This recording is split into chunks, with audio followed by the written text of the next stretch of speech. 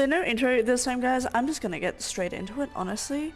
So I'm doing another batch, as you can tell, of the Hazbin Hotel characters as Pokemon, and I'm starting off with Emily this time. Now, Emily is one of the Seraphim that we see in Season 1, and honestly, even though we don't know too much about this character, she is really cute and really adorable, and in the design I came up with, I wanted to give her something equally cute and adorable. This design isn't very big and isn't very overly complicated, so it is quite small and quite simple. I wanted to make her look kind of like a small orb fairy with angel wings and one big eye. I really wanted to give her the pure fairy typing, and I just put in a lot of cute fairy angelic elements. I kept her little halo, I put it around the wing, I gave her one eye, I gave it a heart-shaped pupil, and then I come in with the colors. I do end up changing the main color eventually to pink, as I feel like the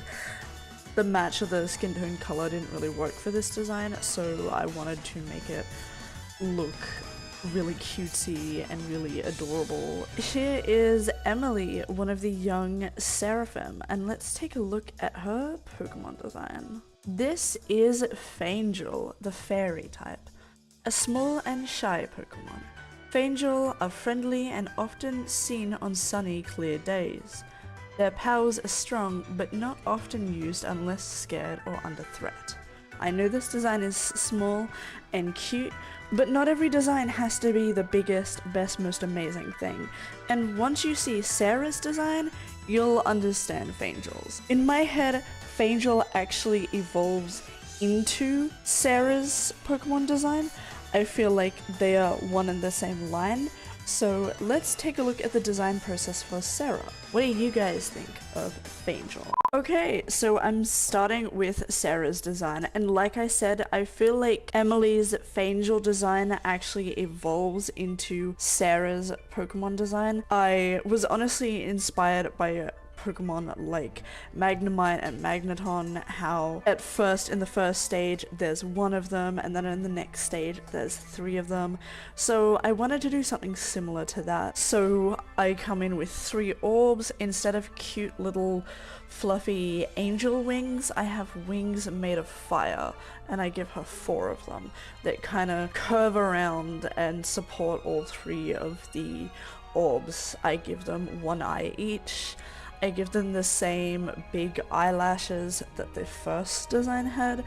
I give her a very similar halo to what Sarah actually has, a little bit less detailed. I felt like if it was any bit more, it might be a little bit too much, but I come in with a slightly simpler version of the halo design, and I keep the cheek spots that the first design had. Again, very similar colors to the first design. I don't change the tone of them at all, I just add in slightly more colors, and you can see me referencing the first one just to make sure I get the colors exactly the same. I wanted to use the same light blue, the same dark blue, the same pink and white, and then for the wings I wanted to make it like a really hot fire. So you know how like really hot fire is white and blue, and I wanted it to be that instead of the typical orange and red fire.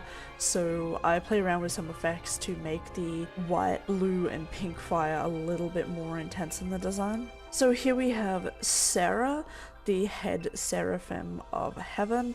Honestly, I love this character's design, and it was so fun to make this character into a Pokemon. Now let's check it out. This is Fablaze, the fairy and fire type Pokemon.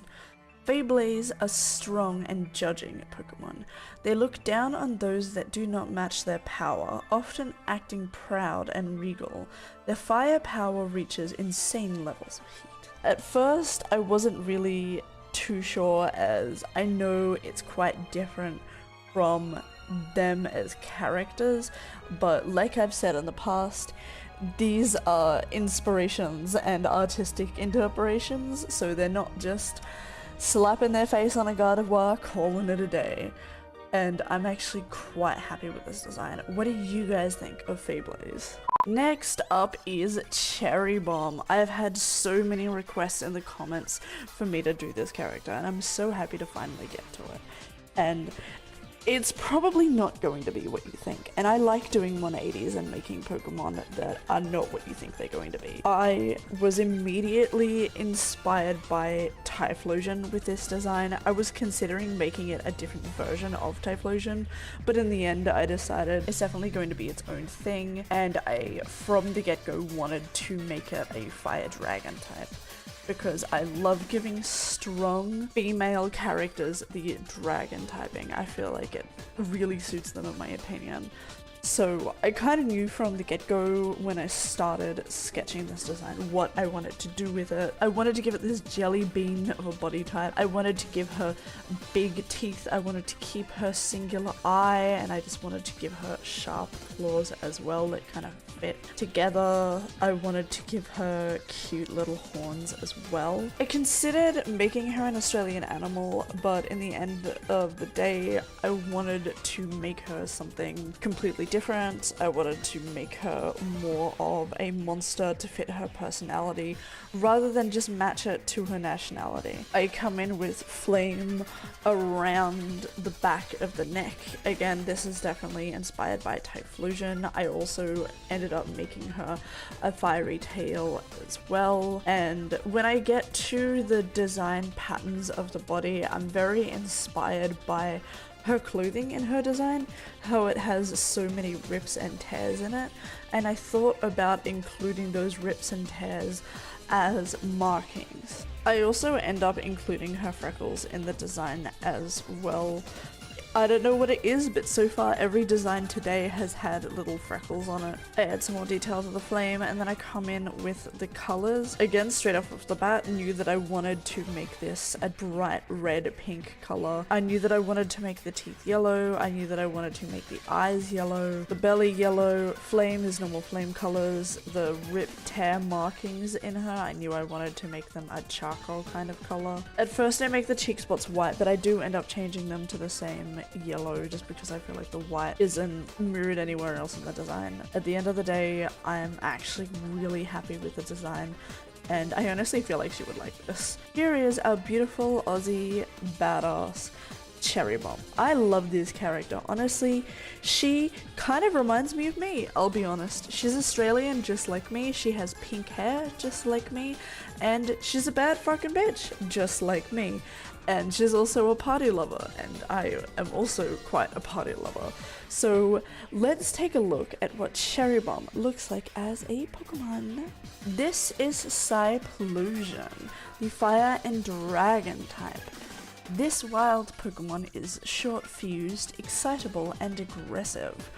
With a keen, large eye, sharp teeth, and intense firepower, it can take down strong opponents no trouble. If seen in the wild, it is best to not get in its way. What do you guys think of Cyplusion? I honestly think this may even be my favorite design of the day. Okay, we have one more design of the day. Well, technically it's two more, but I'm counting it as one, and when I'm finished with it, you will see why. We are doing Razzle and Dazzle. Now, I wanted to make this not really one Pokemon, but a Pokemon that works and is connected to another Pokemon. Think of Pokemon like Execute, like Phalanx, Pokemon that have technically other ones in their unit, but they are connected as one singular Pokemon, and like they fight as one, they are captured as one, they stick together. And I think of this Pokemon as that. I feel like when you find this Pokemon, you battle it, you catch, you use it, it is always linked to its counterpart. And with the design, I wanted to make it a cute little devil goat. Now, again, this is another one straight off the bat. I knew exactly what I wanted to do with it. I had the pose already in my head, and I really like this design. Now, I feel like it's so easy for me to draw little, like, equine bodies like this because I used to be a huge fan of My Little Pony back in the fucking day, and I used to draw ponies all the fucking time, so it's kind of ingrained in me somehow just to draw these cute little pony-esque body shapes, and I feel like it really just came in handy in this design because I just instinctively knew the kind of body type I wanted to make it. I gave it a big, fat, cute head. I gave it the same hair that Razzle and Dazzle have. I included the horns but made them really small. I included the fat little devil tail. Cute little goat hooves, the big cheek spot. I gave them their wings, but I made them really fucking tiny. I feel like this Pokemon, it can fly, but it flaps real fucking hard and it tries very desperately to fly, but I don't feel like it would learn any flying moves, and I feel like flying is quite difficult for it. And I wanted to make the same thing, and I wanted to switch the colors. I know how Razzle and Dazzle have kind of the same color scheme, but one is light red and the other is dark red. I wanted to go a different route with this. I wanted the red and black to be switched in their design for the most part. However, last minute I do end up changing their face colors to white, and I do end up giving them ears because I feel like there's still something missing in the design. So I do end up coming in with the ears a bit later. But for the most part, you can kind of see what I'm doing. I am making them Pokemon that are the same but are completely reversed, and I feel like I said earlier that they work as one Pokemon, they work as a unit. So if you encounter one in the wild, you're always going to encounter them together. I mean, honestly, there's like not much else for me to say apart from like, I knew what I wanted to do with these designs from the get-go, and I'm really happy with how they turned out. I know I said Cyplusion was my favorite, but I think this is also my favorite. I think honestly these two are both tied for my favorite. Here are Razzle and Dazzle. I love these characters, and I really, really wish we got to see more of them. I know that by the end of the series, when something quite unfortunate happens, I was sad, but I didn't feel as strong of a connection because I don't feel like we saw enough of the characters to develop a strong connection with them. They didn't have any voice lines, they didn't have any really big, fun comedic moments. They were kind of little background characters that didn't really show up as much as I really wanted them to. I understand that you can only tell so much of a story when you've got such limited time, and I feel like that was probably a reason why we didn't see as much of them. But I do still like these characters. I just wish that we got to see more of them, and at least from one of them, I hope we get to see a little bit more in the next season. Anyway, I'm rambling on too much. Here is their Pokemon design. This is Billyimp, the dark and normal type. Billyimp are always seen in this linked pair. Their ability links their power and amplifies their strength. They work together as one unit. Solo Billyimp are rare, but instill a feeling of loss on those that find it. I know I said this Pokemon works as a unit and is always together, but I did add in that last part as a kind of reference to what does unfortunately end up happening in the show. And I'm sorry if spoilers, but it's been out for a hot minute now, and I'm assuming if you're watching this, it's because you've seen the show, so you should know by now. Unfortunately, we do lose one of them in the show, which is sad. I wish we developed more of a connection with them because I didn't feel it was there too strongly, but it was still disappointing to lose one of them. And I wanted to make that slight little nod, that little reference in the Pokédex entry. But what do you guys think of Billyimp?